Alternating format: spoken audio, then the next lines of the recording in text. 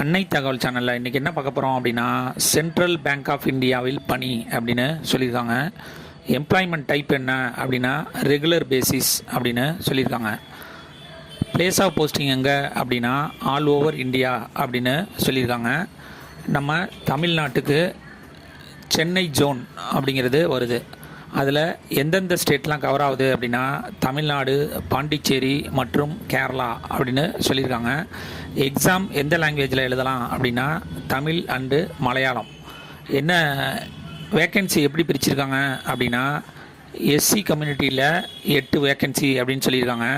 ST கம்யூனிட்டிக்கு 4 vacancy அப்படின்னு சொல்லியிருக்காங்க. ஓபிசி கேண்டிடேட்டுக்கு 15 போஸ்டிங் அப்படின்னு சொல்லியிருக்காங்க. எக்கனாமிக்கலி வீக்கர் செக்ஷனுக்கு 5 போஸ்டிங் அப்படின்னு சொல்லியிருக்காங்க. ஜென்ரல் கேட்டகரிக்கு 26 போஸ்டிங் அப்படின்னு சொல்லியிருக்காங்க. மொத்தம் 58 போஸ்டிங் அப்படின்னு சொல்லியிருக்காங்க.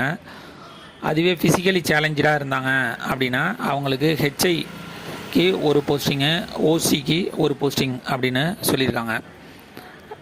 நம்ம 266 போஸ்டிங்கிறது நம்ம சவுத் ஜோனுக்கு கால்ஃபார் பண்ணியிருக்காங்க அப்படின்னு சொல்லியிருக்காங்க. JMGS1 மெயின் ஸ்ட்ரீம் போஸ்டிங் அப்படின்னு அதுக்கு பேர்.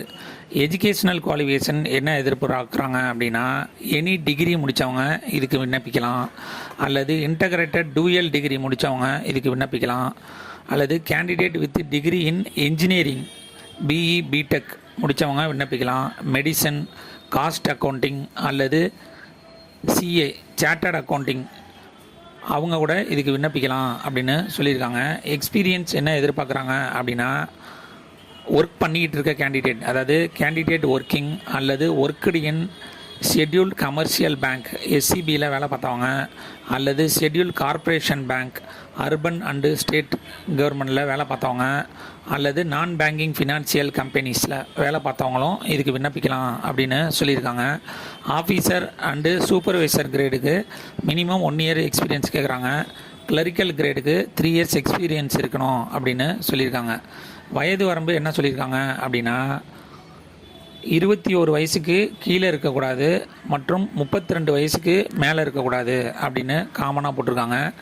ஏஜ் ரிலாக்ஸேஷன் யார் யாருக்கெல்லாம் கொடுத்துருக்காங்க அப்படின்னா எஸ்சி எஸ்டி கேண்டிடேட்டாக இருந்தாங்க அப்படின்னா அவங்களுக்கு 5 இயர்ஸ் ஏஜ் ரிலாக்ஸேஷன் கொடுக்குறாங்க. ஓபிசி கேண்டிடேட்டாக இருந்தாங்க அப்படின்னா அவங்களுக்கு 3 இயர்ஸ் ஏஜ் ரிலாக்ஸேஷன் கொடுக்குறாங்க. இதுவே ஃபிசிக்கலி சேலஞ்சரு, ஜென்ரல் மற்றும் எக்கனாமிக்கலி வீக்கர் செக்ஷனாக இருந்தாங்க அப்படின்னா அவங்களுக்கு 10 வருஷம் ஏஜ் ரிலாக்ஸேஷன் கொடுக்குறாங்க. ஃபிசிக்கலி சேலஞ்சரு எஸ்சி எஸ்டி கேண்டிடேட்டாக இருந்தாங்க அப்படின்னா அவங்களுக்கு 15 வருஷம் ஏஜ் ரிலாக்ஸேஷன் கொடுக்குறாங்க. ஃபிசிக்கலி சேலஞ்சரு ஓபிசி கேண்டிடேட்டுக்கு 13 வருஷம் ஏஜ் ரிலாக்ஸேஷன் அப்படின்னு சொல்லியிருக்காங்க. கடைசியாக எக்ஸ் சர்வீஸ்மேன் கேண்டிடேட்டாக இருந்தாங்க அப்படின்னா அவங்களுக்கு ஆஸ் பர் கவர்மெண்ட் பாலிசி பிரகாரம் ஏஜ் ரிலாக்ஸேஷன் கொடுக்குறோம் அப்படின்னு சொல்லியிருக்காங்க. சேலரி எவ்வளோ அப்படின்னா ஸ்டார்டிங் சேலரி 48,480லேருந்து 85,920 வரலும் கொடுக்குறோம் அப்படின்னு சொல்லியிருக்காங்க. இந்த எக்ஸாமுக்கு மெத்தட் ஆஃப் செலெக்ஷன் எப்படி செலக்ட் பண்ணுறாங்க அப்படின்னா ஃபஸ்ட்டு ஆன்லைன் எக்ஸாம் கண்டக்ட் பண்ணுறாங்க.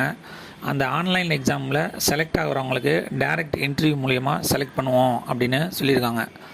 இந்த ஆன்லைன் எக்ஸாமுக்கு தமிழ்நாட்டில் எங்கெங்கெல்லாம் எக்ஸாமினேஷன் சென்டர் இருக்குது அப்படின்னா சென்னை, கோயம்புத்தூர், மதுரை மற்றும் திருச்சி அப்படின்னு சொல்லியிருக்காங்க.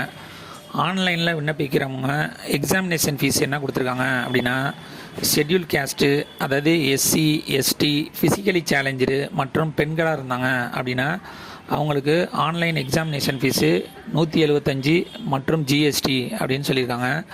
அதர் கேண்டிடேட்டாக இருந்தாங்க அப்படின்னா 850 ப்ளஸ் ஜிஎஸ்டி அப்படின்னு சொல்லியிருக்காங்க.